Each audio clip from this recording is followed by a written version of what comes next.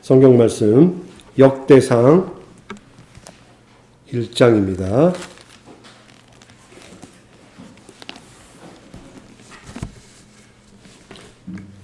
역대상 1장 1절에서 16절입니다.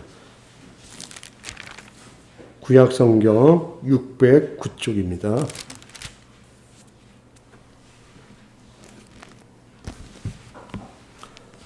아담, 셋, 에노스, 게난, 마하랄렐, 야렛, 에녹, 무드셀라, 라멕, 노아, 셈, 함과 야벳은 조상들이라. 야벳의 자손은 고멜과 마곡과 마데와 야완과 두발과 메색과 디라스요. 고멜의 자손은 아스그나스와 디박과 도갈마요. 야완의 자손은 엘리사와 다시스와 기띔과 도다딤이더라. 함의 자손은 구스와 미스라임과 북과 가나안이요. 구스의 자손은 스바와 하윌라와 삽다와 나아마와 삽드가와 나아마의 자손은 스바와 드단이요. 구스와 또 니무노스를 낳았으니 세상에서 큰 영걸이며 미스라임은 누딘과 아나민과 느하빔과 납두힘과 바루르심과 가슬루힘과 갓도림을 낳았으니 블레셋 종족은 가슬루힘에게서 나왔으며 가나안은 맏아들 시돈과 헷을 낳고 또 여부스 종족과 아므리 종족과 기르가스 종족과 히 종족과 알가 종족과 신 종족과 아르왓 종족과 스말 종족과 하마 종족을 낳았더라.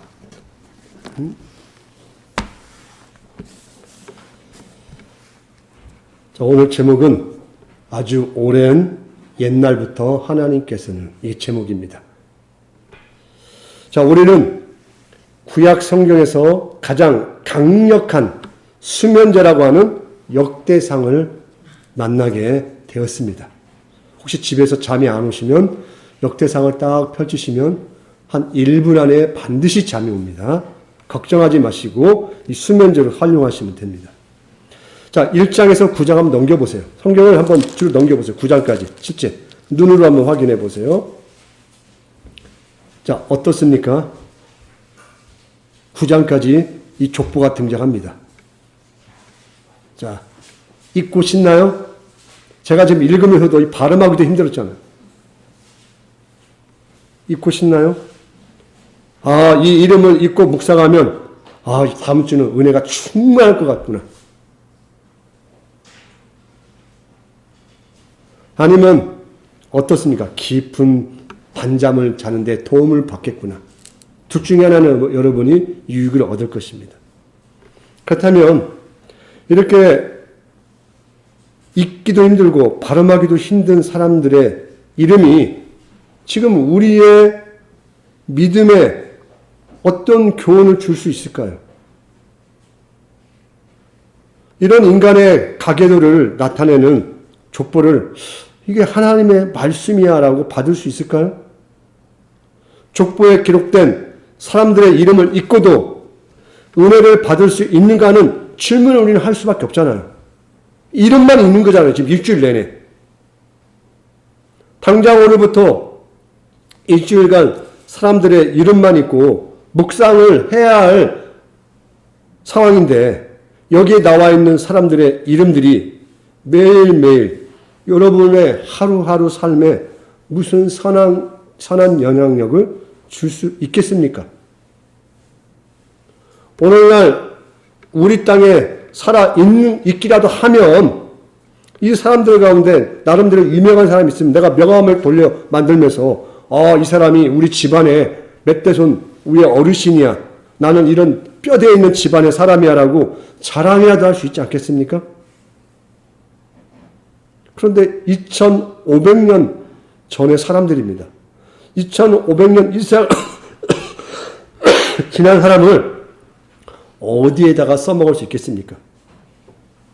지금 설교하는 당장 설교 속에서도 이 사람들의 이름이 하나님의 살아있는 말씀이 되어 여러분의 영혼을 흔드는 신비의 체험을 만들어낼 수 있겠습니까? 그렇다면 왜 이렇게 딱딱하고 의미가 없어 보이는 사람들의 이름을 무려 1장에서 9장까지 기록을 했을까요? 그 사람들은 아무 생각이 없는 사람들이 있을까요? 그냥 조상들 이름 한번 낭송해 본 걸까요? 그러므로 오늘 이 열왕기상에 등장하는 본문을 이해하기 위해서는 성경의 역사성의 흐름을 이해할 필요가 있습니다. 아주 중요합니다. 자, 이 본문 앞에 사무엘상하, 열왕기상하, 역대상하가 이렇게 순서별로 되어 있죠. 이걸 기억을 잘 하셔야 돼요. 사무엘상하에서는 이스라엘의 국가가 세워집니다. 기억을 한번 되돌려 보세요. 사울왕을 처음 왕으로 세우시고 사울왕을 폐하시고 다윗왕이 세워집니다. 그리고 열왕기상하가 시작합니다. 이 3대 왕 누가 등장하나요? 솔로몬이 다윗의 뒤를 이어서 이스라엘의 왕이 되어집니다.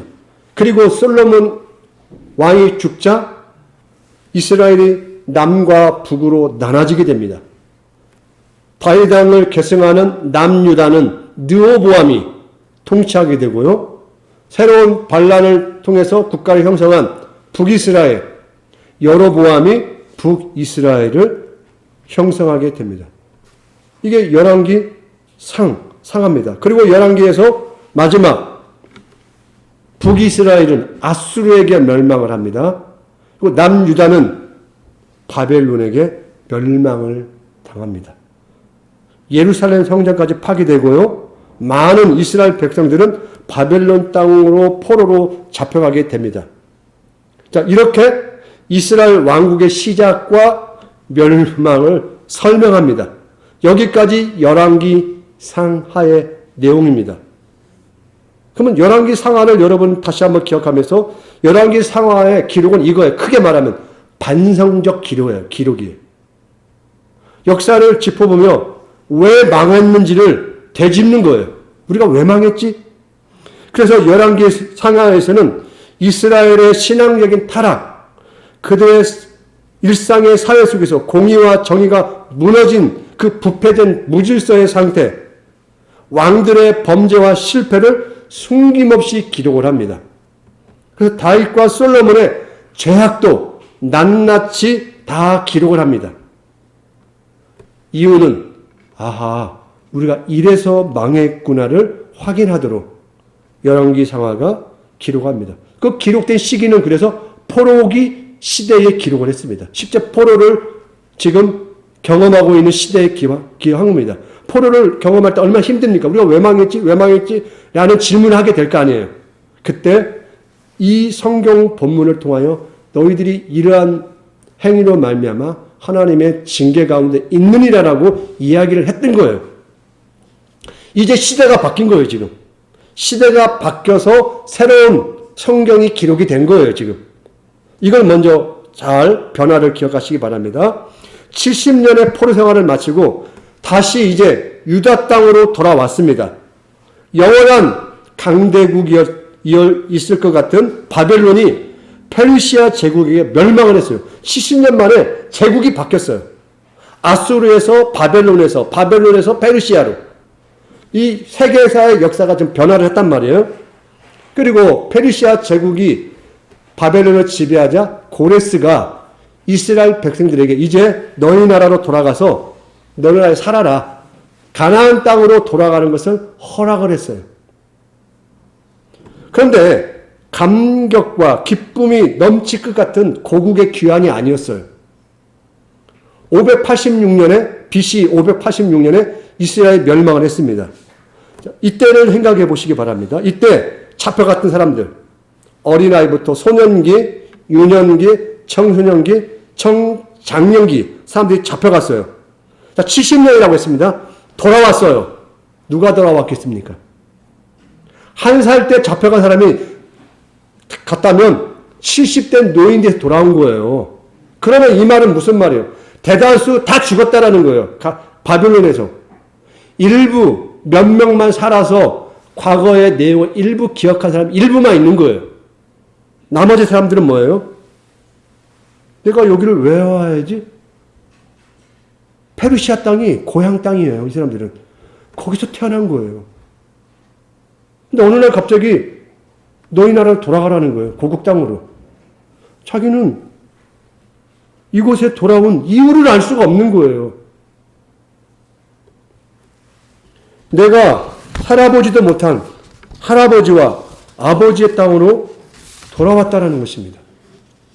그러므로 포로에서 돌아온 현실을 한번 생각해 보시기 바랍니다. 화려하고 강력한 문명의 중심의 세상에서 살다가 이 변방에 작고 황폐한 유다 땅으로 돌아왔습니다.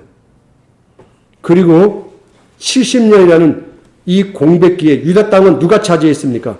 가나안 땅에 이방 민족이 다 차지했어요. 이제 이스라엘 백성은 굴러온 돌이에요. 굴러온 돌이 박힌 돌을 빼내야 하는 상황이라는 것입니다. 오히려 포로 이 귀한 세대는 유다 땅이 이방인 땅처럼 느껴지는 거예요. 이집트에서 탈출한 이스라엘 백성이 계속해서 이집트 생활을 그리워한 것처럼 동일해요. 아무것도 없는 곳에 와서 이거 너희 민족이 조상 때부터 살아온 땅이야. 살아라. 살아질 수 있겠습니까? 우리도 주변에 혹시 친구분이나 친척 가운데 부모님이 이민 가서 자녀를 외국 땅에서 낳는데 한국에서 부모님이 살고 싶어서 돌아왔어요. 뭐 유학을 마치고 오든 그 자녀들 가운데 한국 생활에 적응을 잘 합니까? 못해서 다시 가는 경우가 많아요. 저희 선교사들하고 목사들도요. 선교지에서 아이를 낳고 목회나 또 이민 목회나 또 유학을 하다가 거기서 아이를 낳았으면요. 대다수 다시 돌아갑니다. 아이들이 적응을 못해요. 그런데 가난한 3세계에서 태어난 아이들은 선교사 자녀들, 목사들 자녀들 한국에 오면 삽니다. 왜 그러나요? 한국이 더 나은 문명과 목표점이 있거든요. 더 낫다라는 것. 근데 좀 선지고 살다 오는 가족들은 다 돌아가요. 적응을 못해요. 지금 그런 상황이에요. 그 시대에 최고의 문명을 구가하는 페르시아 제국의 그 모든 걸 보았다가 아무것도 없는 황무지에서 살아라. 하나님의 땅이야. 하나님의 복준 약속의 땅이야. 아멘 하고 살 수 있을 것 같습니까? 그러니까 불가능한 거예요. 대다수 이방 땅에서 살다가 고국으로 돌아온 이 새로운 세대이기 때문에 왜 자신들이 가나안 땅으로 돌아와야만 했는가를 알 수가 없는 거예요. 우리 민족은 도대체 뭐라고? 이제 고국 땅이 이방 땅처럼 느껴지는데 이제부터 무엇을 하며 살아야 할지 알 수가 없는 거예요. 이방 땅에서 사나 유다 땅에서 사나 특별한 일이 있을 것 같지 않은 것이거든요. 그동안 이방 땅에 귀가 아프도록 들은 이야기는 있어요. 거룩한 하나님의 임재가 있던 그 땅에 예루살렘의 성전이 있었단다. 하나님이 약속한 땅이야. 아브라함 때부터 약속한 땅이야. 이야기는 많이 들었어요. 와봤는데 어때요? 하나님과 자신들의 관계를 연결시킬 만한 예루살렘 성전도 없고 성벽도 없고 아무것도 없는 거예요. 영적 자산과 물질 자산이 아무것도 없는 거예요. 왔는데 멘붕 상태인 거예요. 어디서 무엇을 출발해야 할지를 이들이 가늠할 수가 없게 된 것입니다. 그래서 이스라엘 백성들에게 우리는 누구인지를 설명할 필요가 있었습니다. 그래서 열왕기상은 이스라엘 땅으로 돌아온 포로 귀환 자들에게 기록한 성경이에요. 자신의 뿌리를 찾아서 설명해 줘야만 했다라는 것입니다. 고국 땅에 돌아왔다고 하나 여전히 페르시아 제국의 식민지 치하에서 고통스러운 삶은 여전히 지속될 수밖에 없거든요.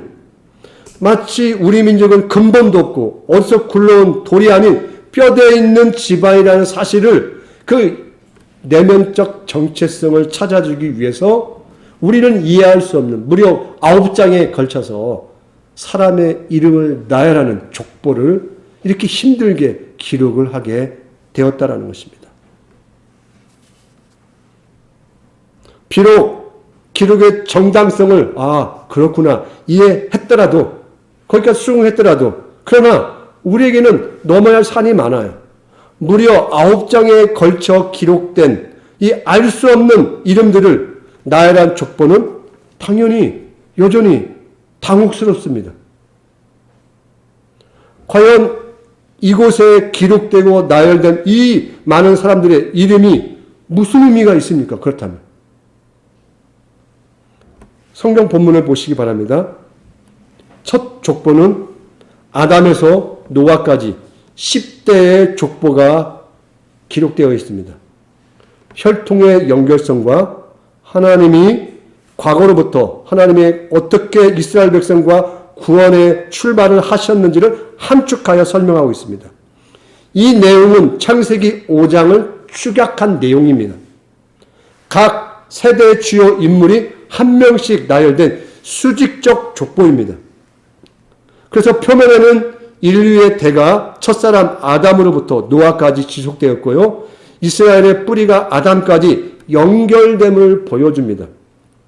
여기에는 사람과 하나님 간에 뗄 수 없는 근원적인 관계가 있다라는 것을 설명하는 것입니다. 너희들의 출발은 어떻게 이방 민족 가운데 하나님이 그냥 하다가 마치 붙잡은 민족이 아니라 하나님이 세상을 시작하는 그 출발부터 너희들에 대한 관심은 하나님이 이미 있었다. 너희들은 그 첫사람과의 근원적 출발과 관계로부터 너희들은 시작하고 있다. 이는 인류의 근원이 하나님이며 첫사람부터 인간이 하나님과 밀접한 관계를 형성하고 있음을 나타냅니다. 성전은 지금 없지만은 이름으로 너희들의 존재를 확인하라. 하나님이 어디 있죠? 아담으로부터 너희를 부르지 않았느냐? 세상의 출발부터 너희와 관계를 맺지 않았느냐? 그리고 이 족보는 인류의 범죄 가운데서도 인간의 각 세대를 보존하신 하나님의 궁유를 또 드러냅니다. 죄는 아담부터 시작되었죠. 그 족보의 그 열명은 죄가 세상에 가득한 가운데서도 하나님의 궁율로 선택받은 자들이라는 걸 또 보여줍니다.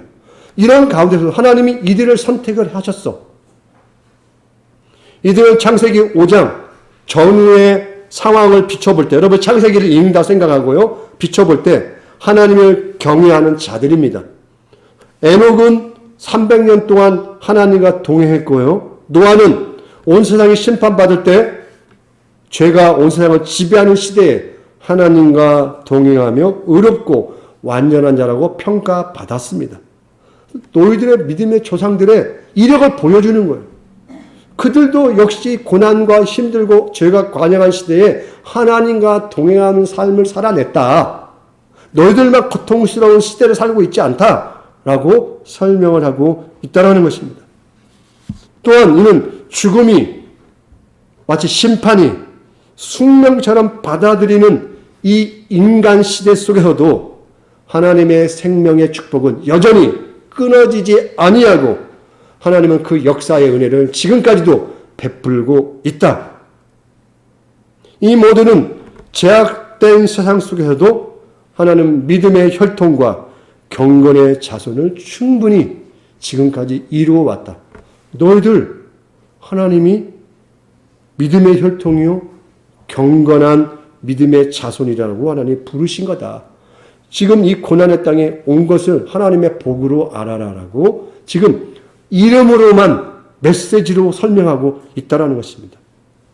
그 족보의 시작이 이스라엘의 시조라고 생각하는 아브라함이 아닌 인류의 시조인 그런 의미에서 아담으로부터 출발을 했던 것입니다. 이는 이스라엘이 한 민족, 한 국가이기 이전에 인류의 시조인 아담의 후손임을 깨달으면서 근본적으로 그들 자신의 세계관을 새롭게 바꿔놓는다는 것입니다. 그러므로 그들은 그들이 존재하게 하신 분은 자연스럽게 창조주 하나님이심을 떠올랐을 거예요. 세상을 지금 누가 지배합니까? 페르시아 초강대국이 세상을 통치한다고 생각했습니다. 그러나 세상을 통치하고 지배하는 분은 창조주 하나님이시라는 것을 그들이 이해하게 된다는 것입니다. 이스라엘을 지금껏 돌보신 하나님이 온 세상의 창조주요 왕이심을 상기시키고 있다는 것입니다. 이는 이스라엘의 기원이 창조 때부터 계획된 하나님의 섭리라는 것을 너무나 명확하게 보여주는 메시지라는 것입니다. 비록 굴곡진 역사 속에서도 이스라엘이 하나님의 구원을 경험하고 바벨론 포로에서 약속의 땅으로 돌아올 수 있었던 이유는 하나님이 너희들까지도 언약의 백성으로 기억하기 때문에 지금도 너희를 붙들고 있으니 불안해하지 말라라고 그들 마음에 하나님이 역사를 가지고 설명하고 있다라는 것입니다. 비록 귀한 후 현실은 기대와 달리 암담하지만 하나님의 보살핌은 계속되므로 소망의 빛은 사라지지 않았음을 이스라엘 백성들이 이 족보를 통하여 확인하게 된다는 것입니다. 우리가 앞으로 계속 일주일간 1장에서 9장에 등장하는 수많은 사람들의 이름을 만나게 될 것입니다. 그러나 여러분 모를 거예요. 그 인물들이 누구인지. 어쩌다가 성경에서 등장한 이 사람이 이 사람이구나 정도지 대다수는 알 수 없어요.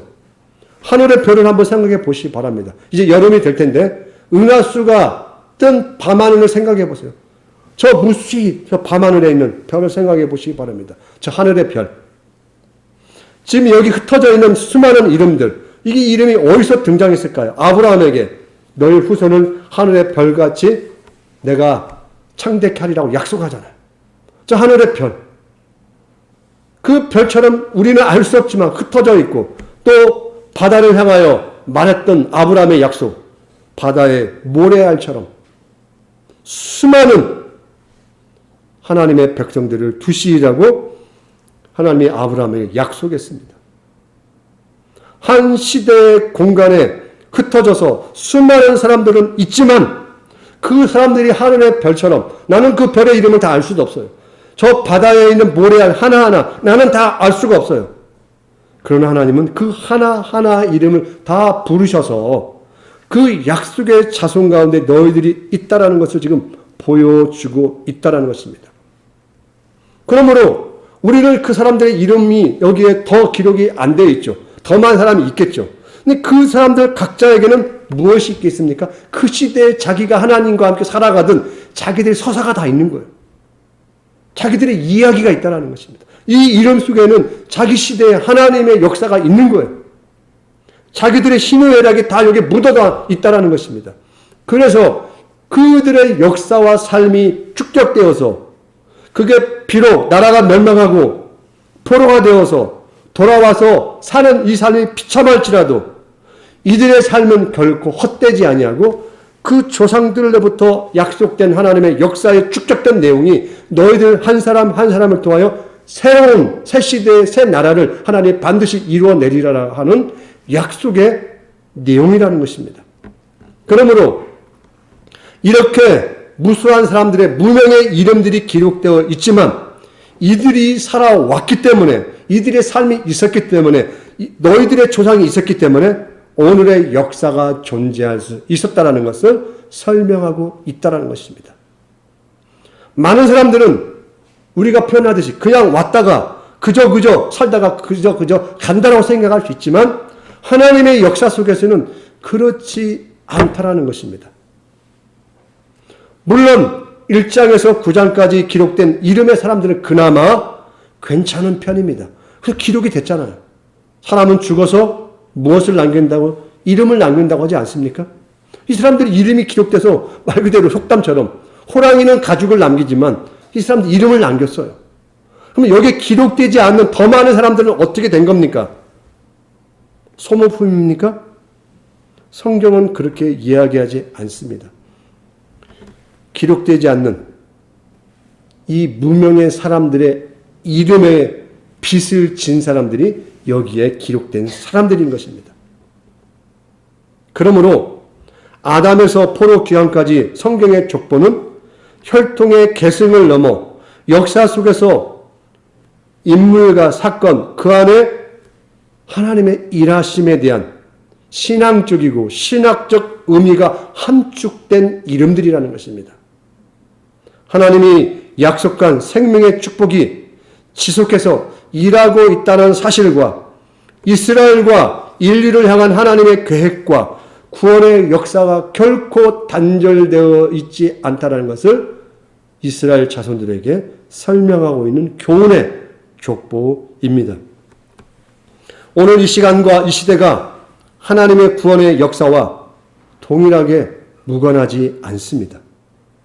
우리들도 이 족보와의 관계 속에서 바라본다면 우리야말로 더 무관한 자들 아닙니까?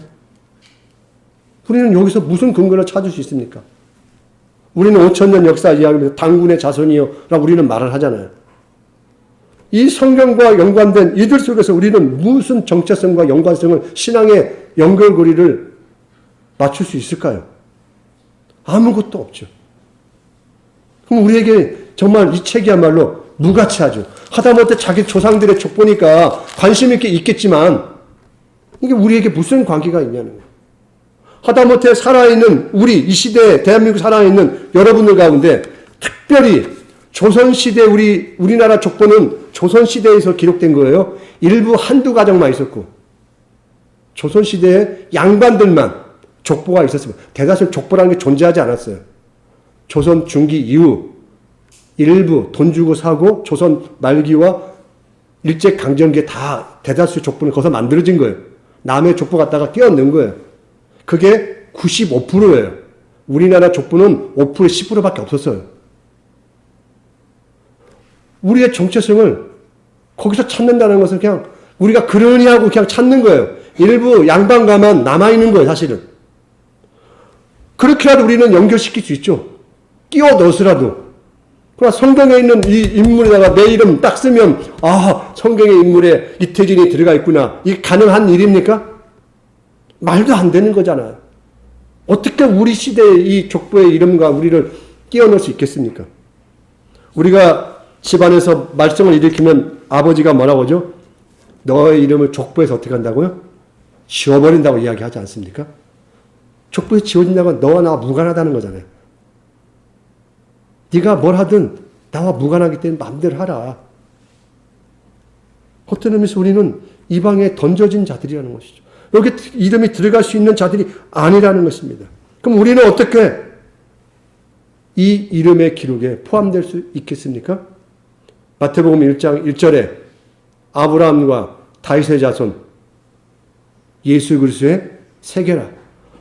우리에게는 오직 예수 그리스도를 통하여 새로운 족보에 이름이 기록되는 방법밖에 없다는 것입니다.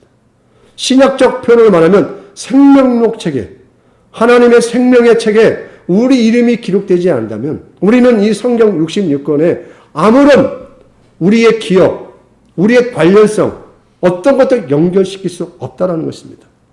오직 예수의 생명의 피가 인종과 나라와 시대를 뛰어넘어서 모든 세계를 아우르는 새로운 혈통으로 믿음의 가족, 믿음의 공동체가 예수로 말미암아 우리에게는 허락되었다는 것입니다. 그러므로 역대상하에서 말하고 싶은 커다란 족보의 틀이 있습니다. 뭡니까? 너의 족보의 흐름 속에서 메시아가 온다라는 것입니다. 성경 곳곳에서 족보를 말하고 신약 출발하는 마태복음 1장 1절에서 예수의 족보를 이야기하는 이유는 온 세상의 생명을 아우르는 하나님의 일하심이 지금도 우리 인생의 생명 속에서 끊어지지 않았음을 설명하는 것입니다.